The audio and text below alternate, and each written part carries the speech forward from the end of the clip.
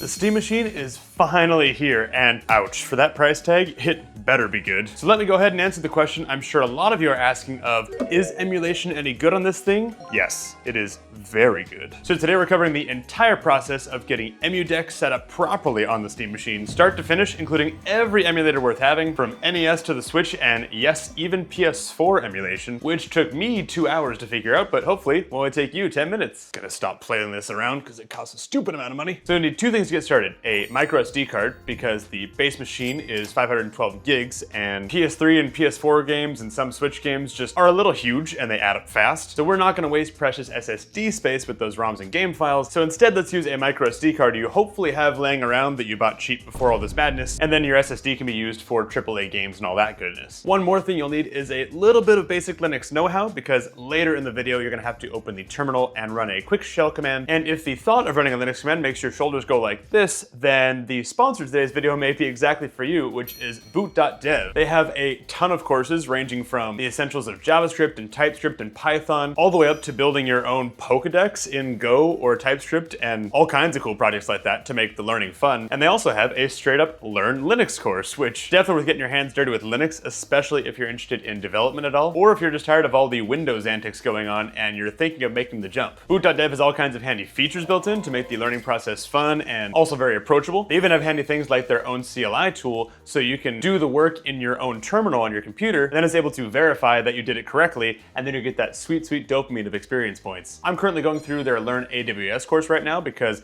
AWS is a beast. You know, VPCs, IAM, it's thousands of services, and I really like how the course breaks down all the concepts very cleanly. Go to boot.dev and use code Coulter for 25% off your entire first year on an annual plan. Link and QR code are on the screen and in the description, and thanks again to boot.dev for sponsoring this video. But now that we have all of our prerequisites taken care of, let's actually dive into how to get all this stuff actually working on the Steam Machine. So step one is we're gonna boot into SteamOS, and you're gonna plug the SD card into the Steam Machine. We'll then go over to settings and choose storage, and we're gonna format the SD card from there, obviously making sure you back up any files you don't want blown away at this step. The reason we do it from SteamOS and from this screen is we want SteamOS to properly adopt the SD card. That way, in case you don't only want to store ROMs and stuff on this, you'll also have the option of storing game files on the micro SD card as well, which is super nice, especially if those games don't require too many heavy textures and lots of reads and writes. Another great way to save that precious SSD space that we need to hold very tightly to in 2026 and hopefully not too much of 2027. Now, one thing about the card, before you hit format on it, make sure that the name you give it doesn't have any spaces or special characters in it. I made the mistake of having spaces in mine, and then the EmuDeck installer later really choked on the SD card and couldn't detect it properly, so save yourself the pain now, and maybe keep your most adventurous character to be a capital letter. This is the last time you'll see SteamOS for a little while, because now we're gonna need to use some desktop mode for a bit, so go ahead to the power menu and switch to desktop mode. If you haven't installed any browsers on desktop mode yet, then you can either just click on Firefox or install, say, Chrome from the Discover menu. Firefox will also open the Discover menu, and you can choose to install Firefox from Flatpak. But once you're in a browser, you'll go to the EmuDeck site and scroll down to the SteamOS download. There's a Patreon supported version as well, which gives you some fancy features like Cloud Sync, which is cool. But for the purpose of this video, I'll stick with the standard build. And thankfully, by the time you're watching this, you're getting the latest version of EmuDeck, which includes the Steam Machine SD card issue fix they had to sort out back in July, where it just wasn't detecting SD cards at all. So once that download completes, you won't open it from the browser downloads menu there, because that won't actually work. You'll go into the file browser, which yes is called Dolphin, but don't get confused, that's not the Dolphin emulator, that's the Dolphin file browser. Then you'll double click the EmuDeck file from there, and it'll ask you, do you want to execute this? You'll say yes. Then after a flash of a couple terminals, you'll see the EmuDeck Wizard, which is fantastic. The first choice we're presented with is easy or custom. If you're not feeling of interest, then easy should be, well, pretty easy. But I always choose custom because I like to choose things like my aspect ratios and my resolutions. And since custom is a superset of all the options in easy, I'll choose custom so we can cover more ground. That's right, I said superset. We're using math terms today, apparently. Then you get to the screen that I imagine has confused everybody who has ever used EmuDeck, which is choose your ROMs folder. It is not asking for your ROMs folder that holds all of your consoles and things.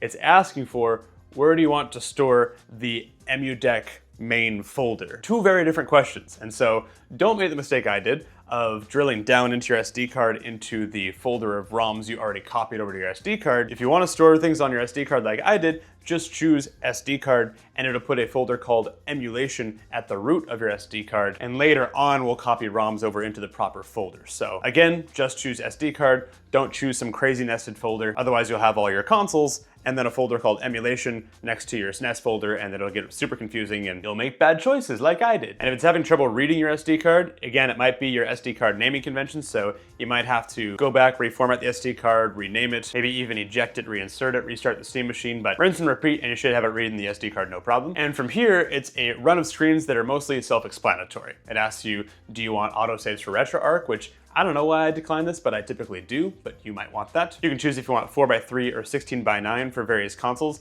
I like 4:3 for consoles that were meant to have it. I also like putting the shader on the handheld consoles and the 2D consoles, but I don't for 3D and above. So N64 and above, I don't do a shader. Don't ask me why, I just do. I say bezels, please. Then we get to the screen that super matters, which is which emulators and tools do you want me to install? And this is the huge value add of EmuDeck, is it's going to install and configure all of these for you. And so if you're in doubt, probably just accepting the default is fine. You can continue on. If there's certain emulators you know for sure you're not going to use, like I haven't gotten into any Vita exclusive games, so I know I won't need a PS Vita emulator. Whereas for PS1, I know I could just use RetroArch to do that, but the path of least resistance is just to keep DuckStation, because DuckStation is also more robust than the core in RetroArch. So I'd recommend keeping DuckStation and any other platform that you think you'll play. Just keep the default checked and EmuDeck can do its thing for you. And you're not finding the one you want, don't panic. A couple of them have to be installed by hand, and then we'll get EmuDeck to read them later. So we'll get to that in a second. On the next screen, you'll think you didn't click next because the screen is basically the same,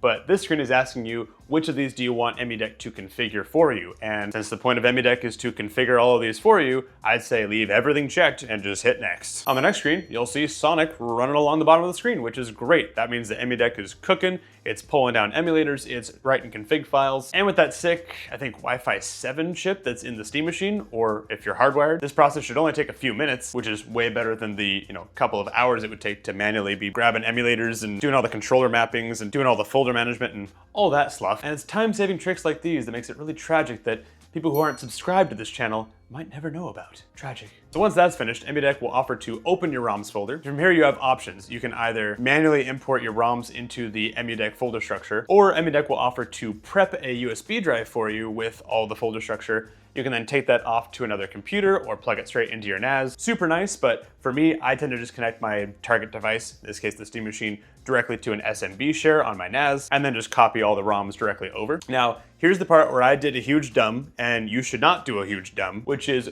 don't go into the emulation ROMs folder and just delete everything, and then copy your ROMs folder over into it, thinking, my naming convention is already very emulation station appropriate, should be fine. No, no, no. As I found out, EmuDeck in this ROMs folder sometimes puts very critical actual emulator files or even emulators like Xenia itself right in the ROMs folder, and certain folders expect the ROMs to be in certain subfolders and all that. It's a very opinionated structure for good reason, but because of that, the best way to do this is just to bite the bullet and open the platform, open your ROMs folder, select your ROMs, drag them over, copy them, and repeat for every single platform. This makes sure that you're copying the right ROM files into the right folder, hopefully making each platform as happy as possible so we have minimal troubleshooting to do at the end of this rainbow. From there we'll go back to EmuDeck, hit next, and it'll tell you, hey man, you're good. You can poke around EmuDeck if you want, but otherwise, like, get cracking, have fun playing games, which is cool, but it's a bit of a lie. We're not done yet. There's more to do. So before we touch anything else, worth mentioning there are a few handy tools built into EmuDeck here that are worth knowing about, such as the ROM compressor, which I used to compress all of my PS1 games, which were bin and Q files, into compressed CHD files, which both save space and made it a lot easier to only have one entry show up in Emulation Station for my PS1 library later on. You can also install and enable Steam ROM Manager, which will let you actually install specific ROMs as game entries into SteamOS, which is super nice if you want to just launch straight into Tears of the Kingdom or whatever you're currently playing. And there's also a BIOS checker, so you can make sure all your BIOS files are in place. And if you've done any emulation before, you know that for some platforms, those BIOS files are critical, which is why our next step is to get all those BIOS files prepped and in the right spot. So the BIOS checker does a pretty good job of highlighting which files are there and not, but also some are pretty hit and miss. I find it's mostly reliable for, I think, PS1, PS2, and maybe original Xbox BIOS files. But as for where to put those files, that you'll have to bring your own, of course, you just open the emulation folder on the root of your SD card, open the BIOS folder, and then when in doubt, most BIOS files just get dumped straight into the main BIOS folder as just sort of a cesspool of BIOS images that various emulators will know to go and look for. The only exceptions are if there's a specially named folder already in there, you should probably put the BIOS files in that subfolder, or emulators where you need to go and do something specifically for that emulator. For example, Cemu, you don't put your keys file in the BIOS file, you actually just open Cemu while in desktop mode, choose File, open Cemu folder, and then overwrite the keys file with your key file. We'll cover other more specific emulators later on, but when in doubt on BIOS files, I'd recommend Google it because someone has definitely asked in public somewhere and almost certainly gotten an answer, albeit maybe a little sassily if it was on Reddit. Speaking of fancier emulators that require a bit more configuration, it's time we had a solid Switch emulator on here, and you might have noticed Ryujinx was available in the setup process, which you can go with, but as far as I'm aware, I believe Eden is the one that everyone wants right now. And so to get that up and going, just go back to your browser, go to Eden's official site, and then under downloads, you'll grab the Zen 4 flavor of the app image, which is tuned for the Zen 4 architecture that the Steam machine happens to enjoy. Once that app image is downloaded, you'll have to rename that app image to Eden.app.image.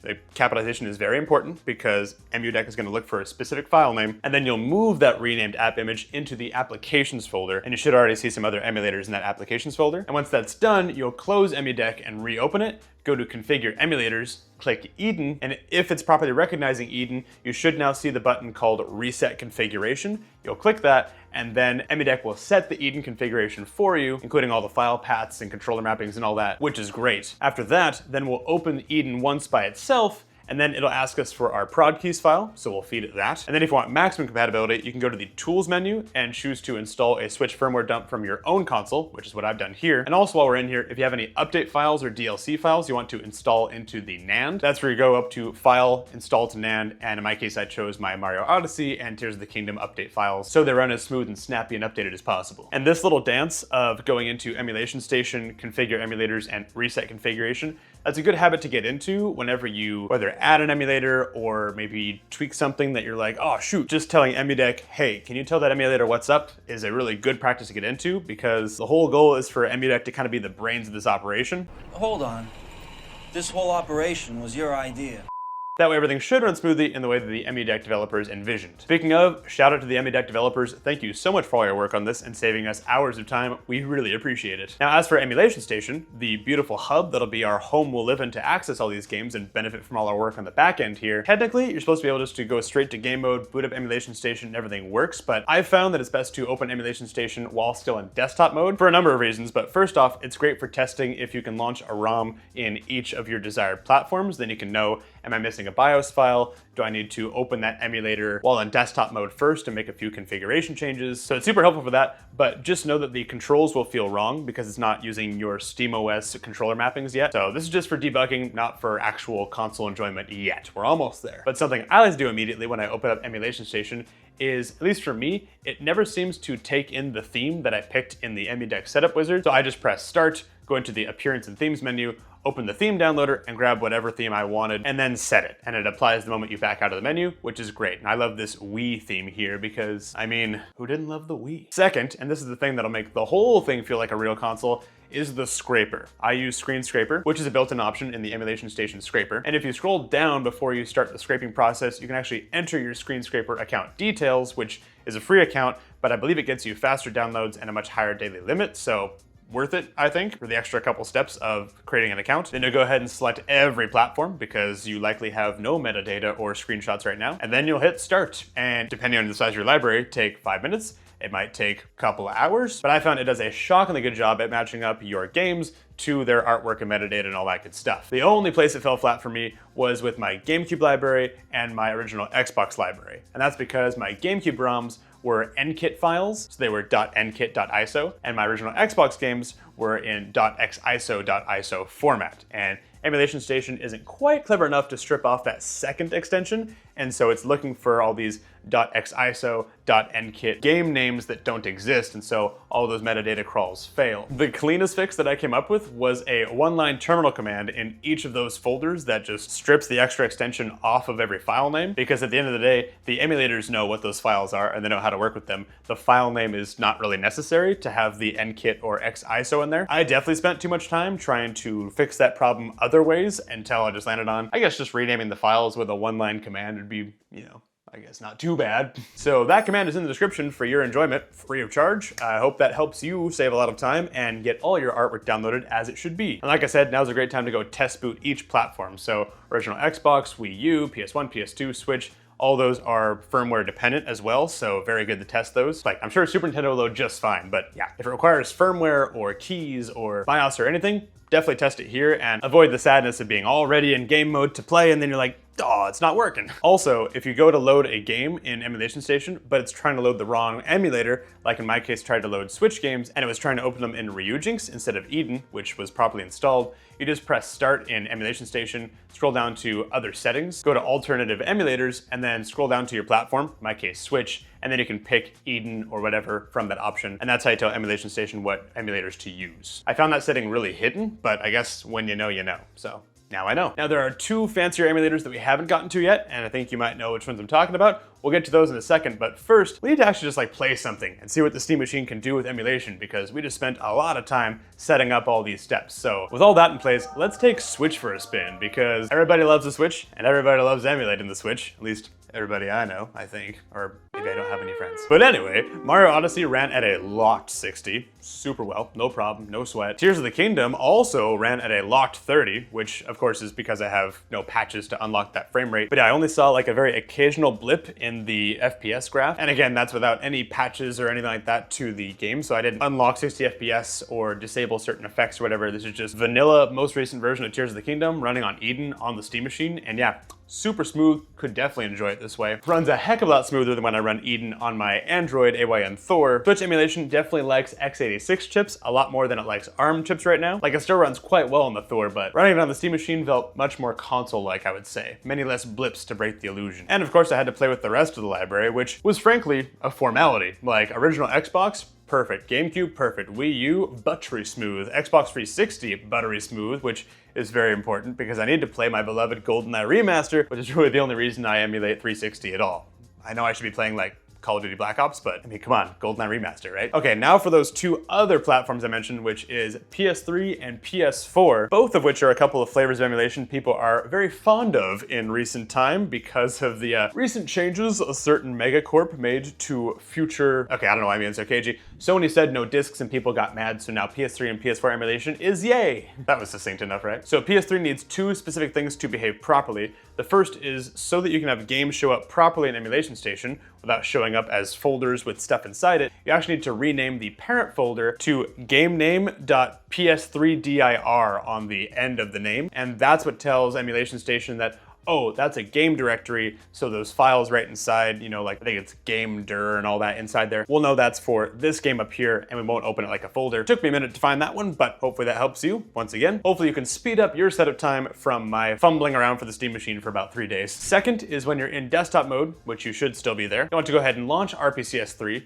go to File and install firmware, and then feed it your PS3 update.pup file, which is what will get your library actually booting correctly and fix a lot of compatibility issues you may have as well. And then to test PS3 emulation, I had to throw out the game that I'm pretty positive is the hardest PS3 game to emulate, which is of course Skate 3. Now, as you can clearly tell, I have no idea how to play Skate 3, as should be clear by my strategy here of sprinting after the skater on foot and nearly completing the stay within 300 foot mission of this guy, so I think that should be an achievement in itself. But the game ran at an essentially locked 60, which should tell you that, yeah, pretty much your entire PS3 library should work just fine on good old Steam Machine here. This guy, keep pointing to him off camera, so I felt like he should be on camera again, but yes, this Steam Machine. If you're watching this video this far and are thinking I'm talking about a different Steam Machine, then that's unfortunate. And now here's the one I promised you at the start, which is the PS4. PS4 being the most demanding usable emulation there is right now, at least as far as I'm aware. And configuring it properly cost me about maybe 2 hours, so hopefully I can cut that down to 10 minutes for you. So EmuDeck sets up Shad PS4 in an interesting way. So the key thing to know here is that you actually don't put your PS4 game files in EmuDeck's ROM's PS4 folder. That's where the shortcuts go. Get to that in a second. But your actual game files go inside the emulation folder, then storage, then shad PS4. And inside there is where you put your unpacked, not PKG, but your unpacked game files and any update files for those games, I think with the .patch extension at the end of those update files. But that's where all those will live. Then, once all those are in there, you'll open up shad PS4 in desktop mode, and then go ahead and do a test open of one, which if you haven't installed an actual shad PS4 runtime yet, the version manager pops up and you can go ahead and pick the latest. In my case, I chose 0.17.0, codename Garbage Collectors Edition. So that's just a fantastic name. And after that, for each game in shad PS4, you'll right click it, choose create shortcut, and specifically create shortcut for the selected emulator version. That'll then drop a shortcut for that game to your desktop. Once you've created all those shortcuts, first you'll want to strip out any special characters. In my case, I just strip out the trademark character from the Bloodborne game, and then you'll move all those shortcuts into the ROM's PS4 shortcuts folder, because Emulation Station is actually just going to open that shortcut, and that's kind of how the EmuDeck folks made that all connect together with Emulation Station. So hey, if it works, it works. So first off, I tried out Bloodborne, just the base game, no updates, no patches, and it actually ran quite well. GameScope reported it was running at a smooth 60. It felt more like 30. You know, it wasn't buttery smooth, but it also wasn't stuttery at all. It ran quite well. But either way, it did still have the usual Bloodborne glitches I've gotten with the melting faces and the shadows in the underworld thing that are like super wild and rather disorienting. So I then installed the game update into the game folder, which is what unlocks the patch list for Bloodborne, because you need to have the fully updated game to get the patches. And so I then enabled the performance patch, disable dynamic light shadows patch, disable HTTP patch, and the 60 FPS++ patch. And after that, no melting faces, no shadows flying around everywhere, disorienting me, and genuinely feeling like a very locked 60. Like, smooth enough where I could very comfortably start my first ever playthrough of this game and maybe actually know what's going on when I'm talking about Bloodborne. But as usual with PS4 emulation, your compatibility will vary. So definitely check the shad PS4 compatibility table before you get too attached to a specific game. But with all that done, barring a couple tips I'll give you in a second, I believe you can now officially boot back into game mode, go to your library, other applications, choose Emulation Station, and enjoy viewing your fully playable library right from game mode on your Steam machine. Just take in the moment. Now, EmuDeck does publish their shortcuts that are available to you on their site, and I think in their docs. I believe minus is the hotkey enabler, and then you can do like minus and A to pause and this and that, but the key one you'll want to know about is minus and plus, or back and start, or whatever, select and start, to back out of an emulator and back into Emulation Station. That'll work for most emulators up until the higher end ones that are, you know, using your GPU more, like maybe PS3, PS4. And so if ever the minus and plus trick doesn't work, I've found pretty handy actually, is you can press the Xbox or home button or whatever opens the Steam in-game menu for you, and then you'll see that you actually have two windows open for your current game. It'll be like the Emulation Station game, but it'll have Emulation Station and then say Eden or Xenia. And so what you do is you just scroll down to the emulator, and then I believe it's just Y to close that window. It might give you a pop-up asking if you're sure, so you can accept that. But that's a handy way to close the emulator itself and then return you to Emulation Station. And when in doubt, if you're really having trouble closing the emulator itself and it's just refusing to go down, then from that same screen you can just choose to exit game, which will close both Emulation Station and the emulator that was running. It might take a second because it's shutting down multiple processes, but that'll boot you back to the regular SteamOS menu, and then you can just reopen Emulation Station, which I find to also be a pretty fine workflow. And before you mention in the comments, I know PS5 emulation is brewing, and I will be happy to create a video about PS5 emulation on the Steam machine once it can boot a little farther than it currently can. I think we're getting there really fast, so very exciting. Let me know in the comments if you want to see a video about that once PS5 emulation is more hopping. But one of the wild things I noticed in doing this process is nearly every console that I set up on here has had its store closed or its server shut off. Like, the PS3 store is a museum, the Wii U shop, gone. But now, my delightful little 6" by 6" cube plays them all, and my whole library I wanted to play is on a 256 gigabyte SD card in the front of it. Like, even though it was more expensive than we wanted, which I understand, economic conditions, Valve didn't want to price it this way either. But if you just ignore the price and look at what the Steam machine is and like what we just got this thing set up to do, like, to me this feels like a cool W for current year. I feel it's that meme of Patrick and Mr. Krabs, and this thing is console gaming and PC gaming just kind of awkwardly shaking hands and being like, maybe we do have a future together. We'll see. Plus, Xbox Project Helix seems like it'll be also kind of one of these, so it's gonna be an interesting time for gaming for sure. One more thanks to boot.dev for sponsoring this video. Again, use code Coulter to get you 25% off, and that link's below. And if the $1,050 made you wince and made you not buy the Steam Machine, I did a very similar, but also exact opposite kind of video where I created the cheapest emulation console I could this year for like a tenth of what the Steam Machine costs. So go ahead and check out that video next. Thank you guys so much for watching, and I'll see you in the next one.